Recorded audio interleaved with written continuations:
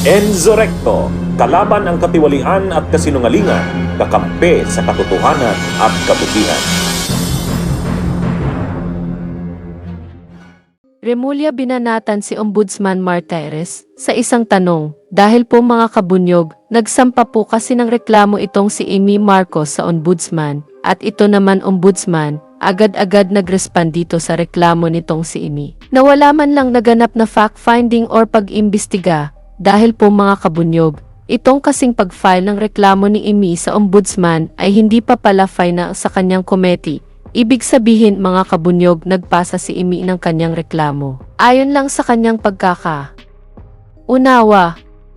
Pero ito ay kinatigan na agad ng Ombudsman at ngayon pinapatawag na itong sina Remulla. Dito po nagpasaring na itong si Remulla, dito kay Martires, na bakit sa kanila ang bilis-bilis, pero yung mga natutulog na kaso. Halimbawa nito yung Farmally case na kung saan raw mahigit 10 bilyon ang nawala sa kaban ng bayan. Dahil sa naging korupsyon nitong Farmally. Dito po parang sinupalpal ni Remulla itong si Martires. Dahil po mga kabunyog, kung maaalala po natin, nasangkot po ang mga tauhan ni Digong at si Digong mismo dito sa maanumalyang Farmally scandal noon. Anyway, para po sa mga sinabi ni Remulla dito kay Martires, panoorin po natin ito. Sara, may coordination na ba yung OVP? I think tomorrow naman yan eh. Tomorrow ang PI niya. I hope she attends. Kasi karapatan niya, it's her right eh. Dapat lang talaga yung right niya, gamitin niya. Karapatan niya. Pero sir, sa procedure, pwedeng hindi siya umaten? Pwede hindi siya umaten. Pwede naman. She knows that. She's a lawyer. May coordination na po ba OVP para sa security? Hindi, wala naman eh. I think they'll just talk to the Prosecutor General for that. Hindi naman kailangan akong kausap niyan eh. They can talk to our people here. I don't think there'll be a problem coordinating with that, and we give the courtesy to the office involved. Siyempre, hindi lang tao yan, office yan eh, na ginagalang natin. Sir, may dadagdag ka ba? Well, tomorrow we'll have a meeting between the respondents in the Amy case, in the case filed by Senator Amy. So we'll be meeting also tomorrow. Here, sir. So I just called them to come over, so we can coordinate everything and share the legal foundations by which we stand to defend ourselves. Or isang counter affidavit na lang or isa-isa pa? We'll talk about it. We'll discuss it later because there are specific allegations to some other persons in the group, but there are many problems that are there with the fact that it's not really a committee report. There's no sworn statement, and there are other more serious cases which have not been acted upon, which are still pending with the Ombudsman. For example, the Farmally case, the Farmally cases. 10 billion yan of people's money clearly stolen. Wala pa nangyayari. Hopefully, they'll also give attention to the other cases that are cold cases right now, but people are crying out to be solved. Actually, yung nabilisan ba kayo, sir, sa pag-ano ng ombudsman? Nakakapagtaka kasi lahat kami mga abogado, alam naman namin may fact-finding yan eh. Hindi basta-basta binibigay yan. So, there's something more to it than meets the eye. Hindi natin alam kung ano yun. Diba? Okay, thank you. Yan mga kabunyog, narinig po natin itong mga sinabi ni Remulla laban dito sa Ombudsman. Ngayon mga kabunyog, ano po ba ang naging update dito sa kaso ng Farmally scandal noon ni Digong?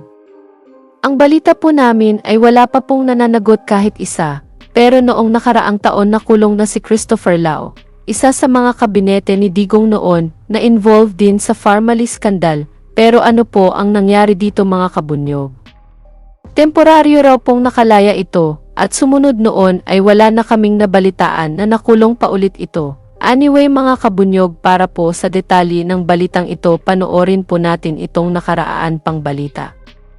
Nahuli na ang dating officer in charge ng procurement services ng Department of Budget and Management na si Lloyd Christopher Lau. Si Lau ay sangkot sa maanumalyang pagbili ng medical supplies noong COVID-19 pandemic.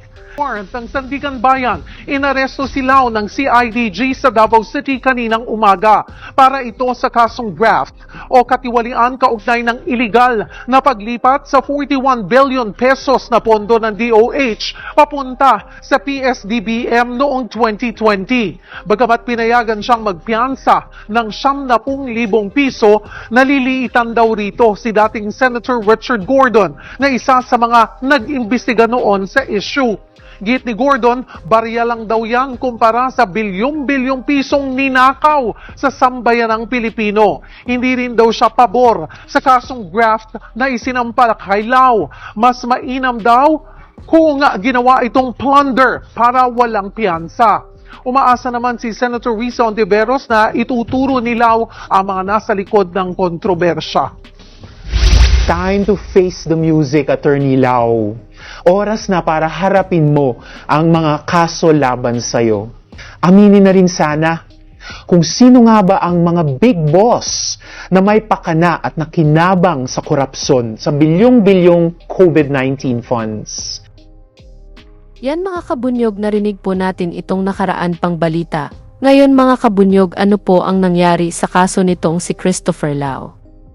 Ito mga kabunyog, Ang nakalaya si dating Budget and Management Procurement Service Executive Director Lloyd Christopher Lau matapos magbayad ng piyansa. Naaresto si Lau sa Davao City nitong Miyerkules sa bisa ng arrest warrant kaugnay ng kinasasangkutang kasong katiwalian dahil sa umano'y maanumalyang pagbili ng COVID-19 supplies sa kasagsagan ng pandemya. Gayunman, agad din itong nakalaya mula sa pagkakaditine matapos magpiyansa ng 90,000 pesos sa korte.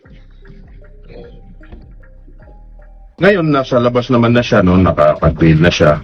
And right niya naman yon. Then, siguro, para sa akin, itutuloy pa rin siguro yung kaso nila. Si Lau ay nahaharap sa kasong graft sa Sandigang Bayan kasama si dating Health Secretary Francisco Duque III dahil sa umano'y irregular na paglilipat ng mahigit sa 41 billion pesos na pondo ng Department of Health sa PSDBM para ipambili ng COVID-19 kits noong taong 2020. yan mga kabunyog ang huling update sa kaso nitong si Christopher Lau. Sumunod nito ay wala nang naging balita nito or naiibalik man lang sa kulungan para panagutin ang mga nakorap nito sa ating bansa. So bakit ito hindi na inaasikaso nitong si Martires? Grabe Tatak Duterte ka talaga Martires. Pag sa mga kaso ni Digong or involve ang mga Duterte, ang tagal mong asikasuhin at minsan nililimot muna, pero itong mga dumakip kay Digong agad-agad. Anyway, kayo na po ang humusga mga kabunyog dito sa taong ito. Anyway, dito na lang po ang aking topic. Mabuhay po tayo mga kabunyog. Bunyog, bunyog, halikan na kasama ka. Bunyog, kapag buklod ay may pag-asa. Luzon, Visayas, Mindanao, isa ang pananaw. Sa bagong Pilipinas ang bunyog isisigaw. Bunyog.